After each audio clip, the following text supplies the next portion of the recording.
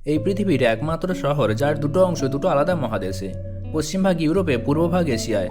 বিখ্যাত সিল্ক রুটের পশ্চিম দ্বার এই শহর। পুরো মধ্যযুগ জুড়ে প্রাচ্য রোমান সাম্রাজ্য এবং খ্রিস্ট ধর্মের একটি শাখা ইস্টার্ন অর্থোডক্স চার্চের পীঠস্থান কনস্ট্যান্টিনোপল।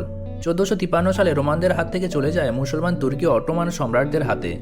তারপর তার নাম হয় ইস্তানবুল। এই শহর মিলনের শহর, সহাবস্থানের শহর ইউরোপের সঙ্গে এশিয়ার, খ্রিস্ট ধর্মের সঙ্গে ইসলামের, পাশ্চাত্য প্রাচ্যের, ইউরোপীয় ক্লাসিক্যাল ও ইসলামিক স্থাপত্যের। ইস্তানবুল এমন একটি শহর যার মধ্যে রয়েছে দুটো মহাদেশ।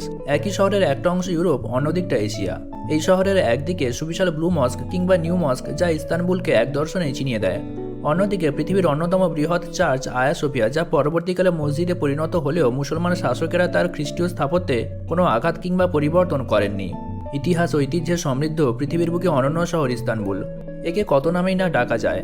ইউরোপ এশিয়ার প্রবেশদ্বার, আন্তঃ মহাদেশীয় নগরী, রোমান, বাইজেন্টাইন ও অটোমান সাম্রাজ্যের রাজধানী, মসজিদের শহর হিসেবেও পরিচিত এই শহরটি।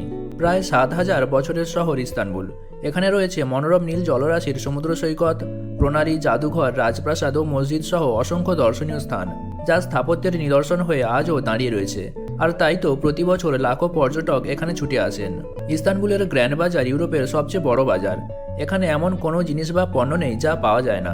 এছাড়া ইস্তানবুলে রয়েছে দারুণ সব রেস্তোরাঁ, আর যেখানে সব ধরনের খাবার পাওয়া যায়, আর যেগুলো গুণে মানে অনন্য, অথচ দামে সস্তা। আর তাই সুযোগ পেলে আপনি অবশ্যই ঘুরে আসুন আর দেখে আসুন হাজার বছরের স্থাপত্যশৈলী, যা আধুনিক যুগের চেয়েও অনেক উন্নত।